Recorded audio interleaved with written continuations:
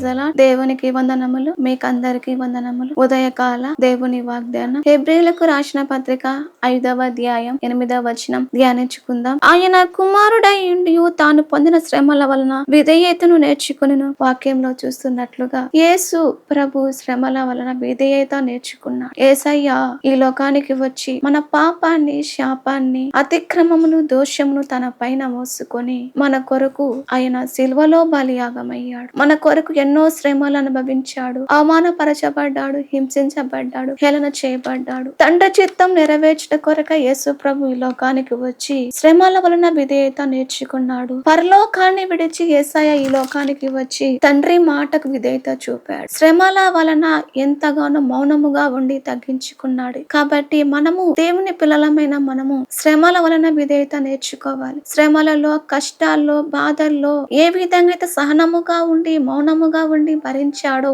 తగ్గించుకొని విధేయత చూపాడో మనము కూడా తగ్గించుకొని దేవుని మనస్సు కలిపి విధేయత కలిగి ఉండాలి. రక్షణకు మనకు ఎంతమంది అయితే విధేయులుగా ఉండి దేవుని మాట విని దేవునికి లోబడి దేవుని చిత్తము చేస్తాము, ఆయన నిత్య రక్షణకు మనకు మార్గమైన దేవుడు, నిత్య రక్షణకు ఆరకుడైన దేవుడు, మన నిత్యము రక్షించడానికి, నరకాన్ని తప్పించడానికి మన కొరకు ఈ లోకానికి దిగి వచ్చిన ప్రభు. నిత్య రాజ్యమును వారసులవుతాం. దేవుడి వాగ్దానం నెరవేర్చునుగా. ఆమె ప్రార్థన. పరిశుద్ధుడా తండ్రి, నీకు వందనాలు, స్తోత్రాలు ప్రభువా. అయా శ్రమల వలన విధేయత నేర్చుకున్నట్లు కూడా తండ్రి మేము శ్రమల విధేయత నేర్చుకోవడానికి సహాయము దయచేయము. యేసు నామములో ప్రార్థిస్తున్నాము.